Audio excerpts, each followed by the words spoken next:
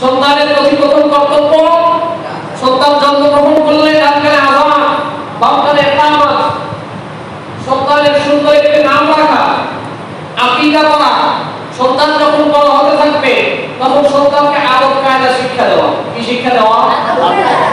আদব কায়দা শিক্ষা দেওয়া। তারপরে হাদিস শরীফের ভিতরে আসছে ওয়া'আদাদা ফাইদা বারাকা ফায়ুযাওবিজুহু।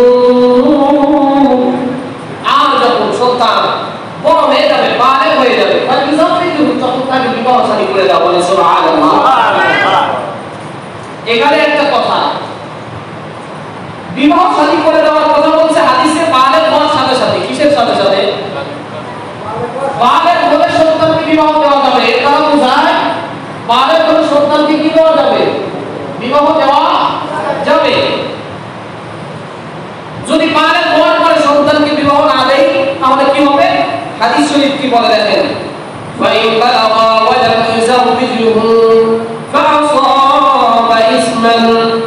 সন্তান যদি বালেগ হয়ে যায়, বালেগ হয়ে যাওয়ার পরে সন্তানকে পরিণত বয়সে যখন উপনীত হয়ে যায়, সন্তান যখন অ্যাডাল্ট হয়ে যায়, সন্তান যখন প্রাপ্ত বয়স্ক হয়ে যায়, সন্তানকে যখন বিবাহ শাদী না দেওয়া হয়, ওই সন্তান যদি কোনো গুনাহ করে, ফাইন আসাবা ইসমান, সন্তান যদি কোনো গুনাহ করে তাহলে গুনাহর ভাগীদার ফাইন্নামা ইসমুহু আলা আবিহি, ওই গুনাহ একটা অংশ তার পিতার উপরে বর্তাবে। বলে নাউযুবিল্লাহ। সন্তান গুনাহ হলে, সন্তান প্রাপ্ত বয়স্ক হওয়ার পরে যতগুলো গুনাহ হবে, সন্তানের গুনাহের কিছু ভাগ পাবে পিতা আর মাতা। কারা পাবে? পিতা মাতা। এখন আমাদের সমাজ, আমাদের রাষ্ট্র কি বলে, একজন সন্তানকে কতটুকু বয়সে বিবাহ দিতে হয়? রাষ্ট্রের আইন মানতে হবে। তবে এখানে আমার কিছু কথা আছে। বিবাহ দেওয়ার ক্ষেত্রে, রাষ্ট্রের ক্ষেত্রে আমার কিছু কথা। বিবাহের ক্ষেত্রে মহিলাদের বয়স নির্ধারণ করা হয়েছে 18 বছর, মেয়েদের বয়স 18 বছর, ছেলের বয়স 21 বছর নির্ধারণ, সরকারি আইন। আপনি একটা কথা বলেন, একটা সন্তান যখন জন্মগ্রহণ করে, জন্মগ্রহণ করার পর থেকে নিয়ে সন্তান সম্ভবত 13 থেকে 15 ভিতরে একটা সন্তান বালেগ হয়। 12 থেকে 15 বছরের ভিতরে একজন সন্তান কি হয়? প্রাপ্ত বয়স্ক হয়ে যায়, বালেগ হয়ে যায়। একটা মেয়ে 9 বছর থেকে শুরু করে 11 বছর ভিতরে একটা মেয়ে বালেগ হয়। তাহলে একটা মেয়ে বালেগ হলো 9 থেকে 11 বছর বয়সে, একটা সন্তান বালেগ হলো 12 থেকে 15 বছর বয়সে। তারপরে আমরা বিবাহ আইন করলাম 21 বছর। কয় বছর? 21 বছরে। মেয়ের ক্ষেত্রে 18 বছর, অর্থাৎ 9 বছর এদিকে কম বেশি করে ফেললাম। 6 বছর। একটু কথাগুলো মন দিয়ে বুঝবেন। যারা বিবাহ শাদী করছেন তাদেরকেও বলতেছি আপনারা পিতামাতা হবেন। আর যারা বিবাহ শাদী দেন নাই ছেলেমেয়েদেরকে, তাদের জন্য বোঝার জন্য বলতেছি। বর্তমান সমাজে ফিতনা ফাসাদের যুগ। কিসের যুগ? ফিতনা ফাসাদের যুগ। কথাগুলো আগে বুঝবেন। একটা সন্তানের বয়স হলো 9 বছর, 15 বছর বয়সে বিবাহের উপযুক্ত হয়ে গেল। 12 থেকে 15 বছর সরকারি আইন হলো 21 বছরে বিবাহ শাদী করতে হবে। তাহলে সন্তানের সর্বনিম্ন হলে এদিকে 9 বছর থাকতেছে। মেয়ের ক্ষেত্রে দেখা যাচ্ছে 9 বছরে যদি বালেগ হয় তাহলে 18 বছর বিবাহ দিতে হলে তাহলে আরো 9 বছর অপেক্ষা করতে হচ্ছে। এখন আসলে আমাদের সমাজে আরেকটা জিনিস দেখা হয়, সন্তান বিবাহ শাদী দিব, সন্তান এখন ইসলামিক হয় নাই, এখনো প্রতিষ্ঠিত হয় নাই, সমাজের প্রতি সে পড়াশোনা করতেছে। কেবল পড়াশোনা করার পরে চাকরির বয়স সরকার থেকে নির্ধারণ করা 30 বছর। কত বছরে? 30 বছর বয়স পর্যন্ত একজন সন্তান চাকরিতে, সরকারি চাকরিজীবী চাকরি গ্রহণ করতে পারবে 30 বছর বয়সে। কত বছর? এইদিকে কেন 9 বছর, ওইদিকে কেন 9 বছর? 21 থেকে 30 কত হয়? 9 না? তাহলে থাকতো 18 বছর। কত বছর? 18 বছর বয়স পর্যন্ত একজন সন্তানকে অপেক্ষা করতে হচ্ছে, একজন যুবককে বিবাহের জন্য অপেক্ষা করতে হচ্ছে। আমার কথা কি বুঝতে পারতেছেন? 18 বছর বয়স পর্যন্ত একজন যুবককে অপেক্ষা করতে হচ্ছে। 12 থেকে 15 বছর বয়স পর্যন্ত একটা মেয়েকেও অপেক্ষা করতে হচ্ছে বিবাহের জন্য। কারণ মেয়ের ক্ষেত্রে দেখা যায় তুমি সাবালক স্বামীকে হইছো, বালেগা হইছে মেয়ে, কিন্তু তাকে সাথে সাথে বিবাহ দেয় না, পড়াশোনা করার জন্য তাকে কলেজ ইউনিভার্সিটিতে পাঠানো হয়। কথা বলে ঠিক কি না? কলেজ ইউনিভার্সিটিতে যখন পাঠানো হয়, একটা মেয়ের অনার্স থেকে মাস্টার্স পাস করতে সর্বনিম্ন বয়স যদি লাগে তাহলে 24 বছর আপনার লাগবে অনার্স মাস্টার্স করতে। 24 বছর সর্বনিম্ন একটা মেয়ে। অনার্স মাস্টার্স সর্বনিম্ন 24 বছর হয় না, তারপরও বললাম সাধারণ নিয়মে 24 থেকে 25 বছর লাগবে একটা মেয়ে মাস্টার্স শেষ করতে। মেয়েকে বলতেছে তুমিও প্রতিষ্ঠিত হও, ছেলেও প্রতিষ্ঠিত হোক। ছেলে প্রতিষ্ঠিত হতে হলে 18 বছর অপেক্ষা করতে হচ্ছে। মেয়েকে প্রতিষ্ঠিত হতে হলে সর্বনিম্ন করে 18 বছর তাকে অপেক্ষা করতে হচ্ছে। দুইজন ছেলে আর দুইজন মেয়েকে অপেক্ষার প্রহর গুনতে হচ্ছে বিবাহের জন্য। কথা বলেন না কেন? এটা হলো আমাদের সমাজ, এটা হলো আমাদের পরিবার, এটা হলো আমাদের রাষ্ট্রের কিছু নিয়ম মানার কারণে তাদের অপেক্ষা করতে হচ্ছে। কিন্তু ইসলাম বলছে বিবাহ করে দাও যখন বালেগ হয়ে যাবে। যদি সন্তানের ভিতরে ফিতনা ফাসাদে, যদি সন্তানের ভিতরে জিনার ভয় থাকে, যদি সন্তানের ভিতরে খারাপ কাজের কোনো আশঙ্কা থাকে, আল্লাহ রাসূল হাদিস শরীফের ভিতরে বলেন ইয়া মাশারাশ শাবাব মান ইসতাতা মিনকুমুল বা'a ফালইয়াতাযাব্বিজ। আল্লাহ রাসূল বলেন যখন যুবকেরা, যখন সন্তান সন্ততি যখন যুবক হয়ে যাবে, ইয়া মাশারাশ শাবাব, যুবকদেরকে আল্লাহ রাসূল ডেকে বলেন ইয়া মাশারাশ শাবাব মান ইসতাতা মিনকুমুল বা'a, যদি তোমরা বিবাহের সামর্থ্য রাখো। কিসের সামর্থ্য? জোরে বলেন কিসের সামর্থ্য? বিবাহের সামর্থ্য রাখো। বিবাহের সামর্থ্য ফিজিক্যালি শারীরিক থাকতে হবে। তারপরে আপনার আর্থিকের ক্ষেত্রে আমাদের বাংলাদেশের সমস্যা। আর্থিক বলেন বইকে খাবার দিলে কি, মেয়েকে খাবার দিলে কি?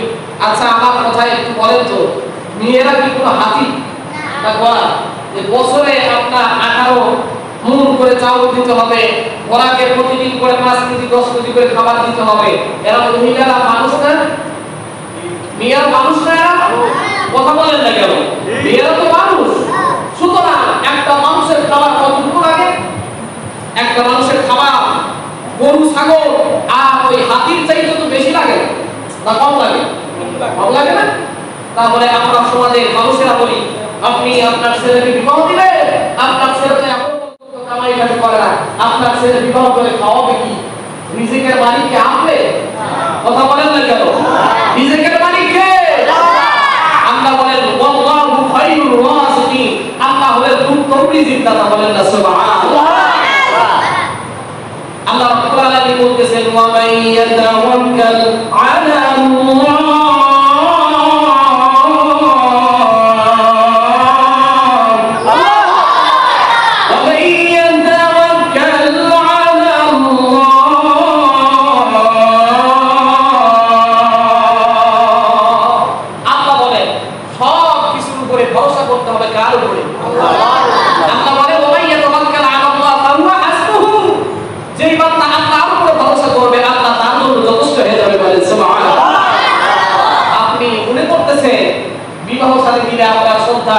চলতে পারবে না, আপনার পরিবার চলতে পারবে না, খাবার শেষ হয়ে যাবে, এমনটা মনে করেন না। রিজিক দেওয়ার মালিক তো একমাত্র আল্লাহ। কথা বলে ঠিক কি না? সম্মানিত ভাইরা, যুবক ভাইরা, বৃদ্ধ বাবাজিরা, আপনাদেরকে কিছু কথা বলি আজকে। আপনি যে আপনার সন্তানকে বিবাহ শাদী দিচ্ছেন না, আপনার সন্তান যদি আজকে একটা গুনাহ করে, আজকে একটা সন্তানকে সমাজের মুখে বিবাহ শাদী করার জন্য 18 বছর পর্যন্ত অপেক্ষা করতে হচ্ছে। 18 বছর একটা যুবক আর 9 থেকে 10 বছর একটা মেয়ে বিবাহের জন্য অপেক্ষা করে, অথচ এই সন্তানটা 18 বছর পূর্বেই বালেগ হয়ে যায়, সাবালক হয়ে যায়, আদালত হয়ে যায়, প্রাপ্তবয়স্ক হয়ে যায়, তার ভিতরে ফিজিক্যালি সব কিছু চলে আসে। এই যুবক ভাই, তোমাদেরকেও কিছু কথা বলি। আজকে তোমরা সমাজের মুখে বাবা মাদেরকে অনেক কথা বলতে পারো না, লজ্জায় বলতে পারে না। আছে না? যুবকেরা বাবা মাদেরকে লজ্জায় কথা বলতে পারে না, কিন্তু বাবা মাদেরকে বলা যায় অনেক সময় বিবাহ শাদী করে ফেলে। কথা বলেন ঠিক কি না? এর পিছনে কিছু কারণ আছে। অনেক সন্তানরা আজকে পালিয়ে গিয়ে বিয়ে করে। অনেক করে পালিয়ে গিয়ে বিয়ে করতেছে। কারণ কি? কারণ হলো তাদেরকে পিতামাতা কথা বলার মতো সামর্থ্য দেয় নাই, ক্ষমতা দেয় নাই। কথা বলতে বলে তুমি এখনো বলে ভাব নাই, এখনো ছোট আছো, তুমি এগুলো কি বুঝবে? তুমি আগে পড়াশোনা করো, তুমি আগে ইসলাম হও, তারপরে চাকরি বাকরি করো, চাকরি বাকরি করার পরে 30 থেকে 33 বছর 40 বছর বয়স যখন উপনীত হয়ে যায় তখন সন্তানের বিবাহ শাদী দেওয়া একটা প্রসেস নেওয়া হয় সমাজ থেকে। কথা বলে ঠিক কি না? এই যে একটা মানুষের বড় আয়ু যদি 60 বছর হয়, কয় বছর? 60 বছর বড় যদি আয়ু থাকে, আমাদের বাংলাদেশ অধিকাংশ মানুষের বড় আয়ু হচ্ছে 60 থেকে 70 বছর। কয় বছর? 100 বছরের উপরে মানুষ এখন বাঁচেই না, খুবই কম। এলাকার ভিতরে খুঁজে খুঁজে আপনি দেখবেন 5-7 এলাকার ভিতরে 1 থেকে 2 জন মানুষ 100 বছরের উপরে বাঁচতেছে। অধিকাংশ মানুষ 40 বছর পদার্পণ করলে তাদের চুল দাড়ি পাকা শুরু হয়ে যায়, তাদের 50 বছর পদার্পণ করলে তাদের শারীরিক নিস্তেজ চলে আসে, শরীর দুর্বল হতে শুরু করে। 60 বছর 70 বছর যখন বয়স হয়ে যায় তখন ওই ব্যক্তিটা আর উঠতে পারে না, মাথায় ব্যথা, কোমরে ব্যথা, এরকম হয় কি হয় না? জোরে বলে হয় কি হয় না? মাথায় ব্যথা শুরু হয়ে যায়, কোমরে ব্যথা শুরু হয়ে যায়। আপনি 40 বছর বয়সে বিবাহ শাদী করলেন, বিবাহ শাদী আপনার সন্তানকে দিতেছেন, তাহলে আপনার সন্তান বাঁচবেই তো 7 বছর। আপনার সন্তান বাবা ছেলে সন্তানের মুখ দেখবে তখন।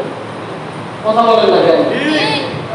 আপনি মনে করতেছেন আপনার সন্তানকে বিবাহ দিলে সমাজের ভিতরে আপনার মান থাকতেছে না, অথচ কোরআন এবং হাদিস সব সময় বলতেছে আয-যানিয়াতু ওয়াজ-যানি ফাজলিদু কুল্লা ওয়াহিদিন মিনহুমা মিয়াতা জালদা ওয়া লা তা'খুযকুম বিহিমা রা'ফাতুন ফি দীনিল্লাহ। আল্লাহ এবং তার রাসূল কোরআনের ভিতরে আসছে, আল্লাহ রাব্বুল আলামিন বলে সন্তানকে উপনীত বয়সে বিবাহ দাও যাতে করে সন্তান জিনার কাছে না যায়, ব্যভিচারের কাছে না যায়।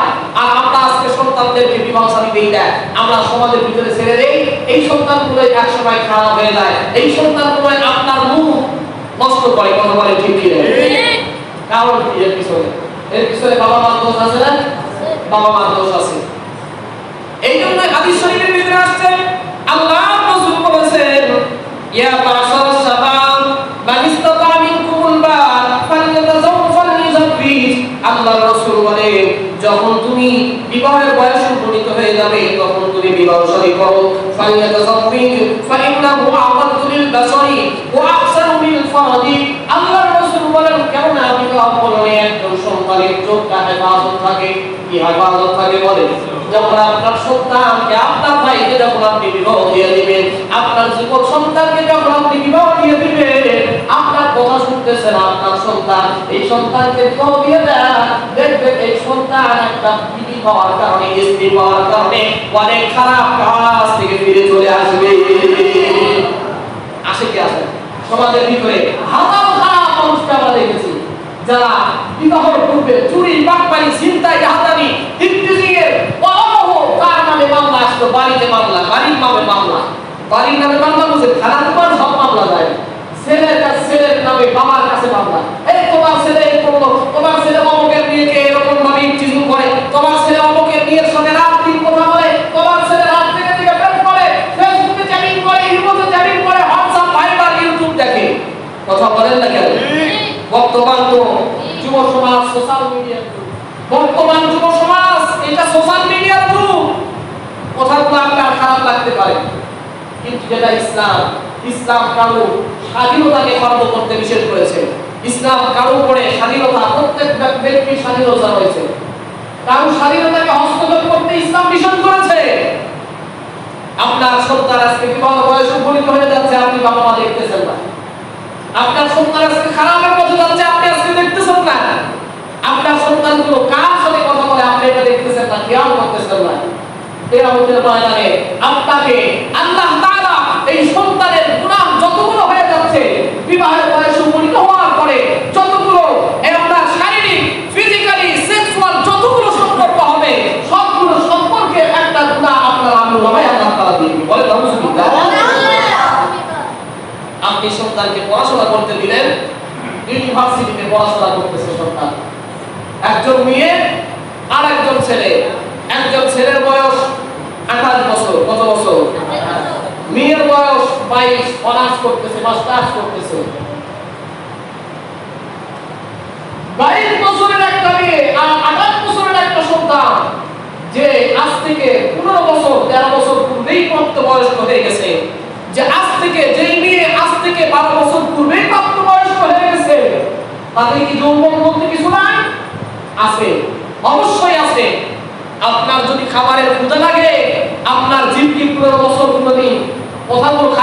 মসজিদে দেখবেন না এটা ইসলাম। ইসলাম কারো আগেই বলেছে ইসলাম কারো স্বাধীনতাকে খর্ব করতে নিষেধ করেছে। আপনার যদি খাবার লাগে আপনি কি অনাহারে থাকতে পারবেন 10 বছর? আপনার জিভ কি সেটা মানবে? মানবে না। আপনাকে বলা হলো সারাদিন অনাহারে থাকছেন, আপনাকে একটা খাবারের পাত্র দিয়ে সুস্বাদু খাবার কিছু দিয়ে আপনার প্লেটটা আপনার সামনে রেখে একটা ঘরের ভিতর থেকে আপনাকে রেখে চলে যাওয়া হলো। আপনি কতক্ষণ পর্যন্ত আপনার জিভকে মানাইতে পারবেন? কথাটা কি বুঝতে পারছেন? উদাহরণ দিয়ে কথা বলতেছি, আপনারা বুঝবেন, জ্ঞানী মানুষ আপনারা।